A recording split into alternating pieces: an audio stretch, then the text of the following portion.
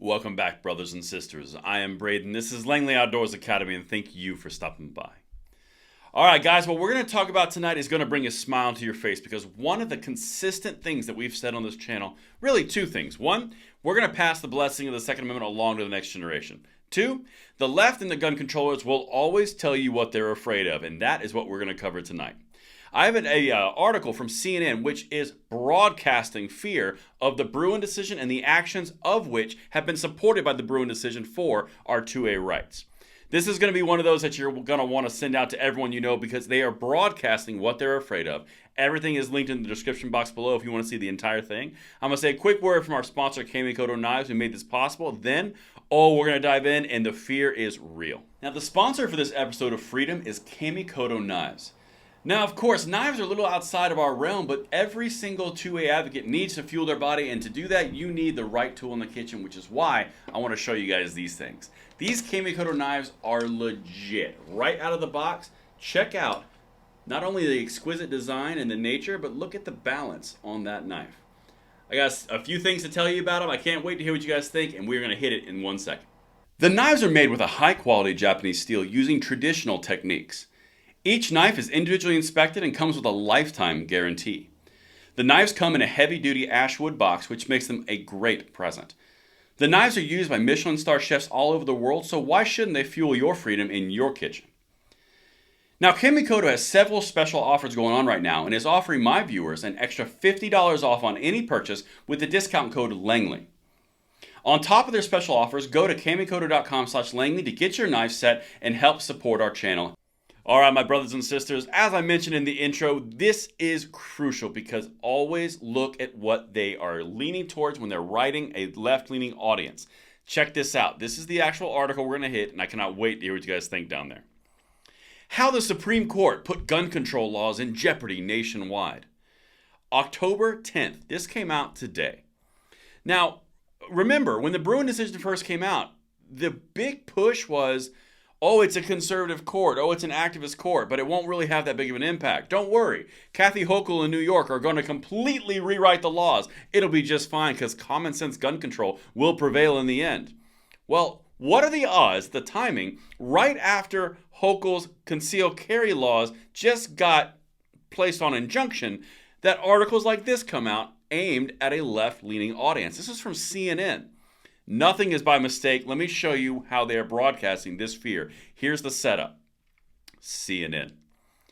It did not take long for top gun rights activists to realize that the Second Amendment ruling handed down by the Supreme Court in June was going to transform the legal fight over access to firearms.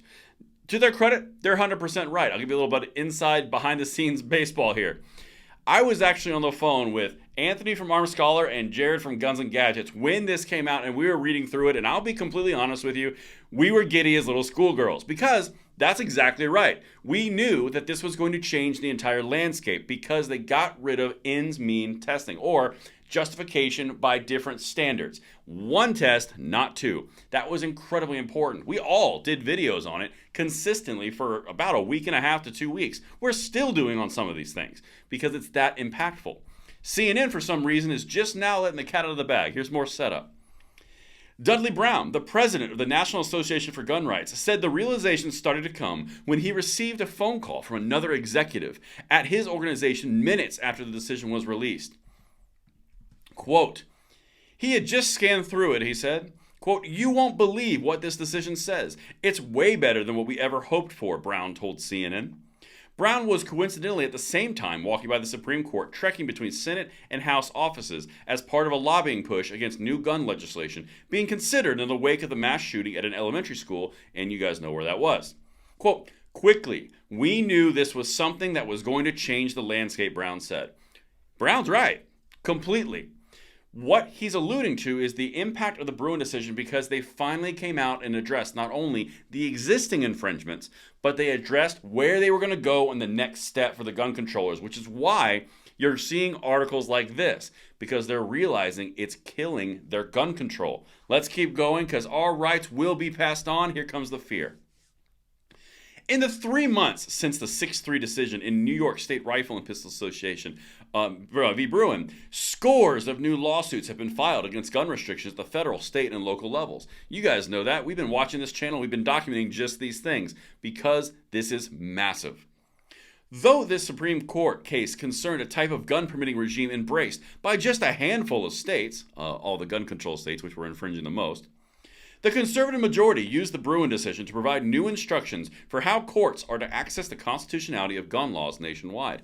Again, talking about the means ends testing, which was smacked around. Here we go. Listen to the fear here, and who are they? Keep in mind their audience here. Since the June ruling, federal judges in at least a half a dozen different cases have already cited the Bruen decision to rule against gun restrictions that have included local assault weapons ban, Colorado, prohibitions on the manufacture of homemade firearms, Texas, and bans on older teenagers publicly carrying handguns, Texas again, Florida, Virginia, lots of them.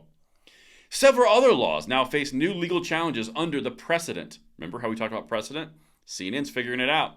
Among them, zoning restrictions barring shooting ranges, that's multiple cities, and licensing and training laws, and the federal ban on certain misdemeanor offenders from possessing firearms.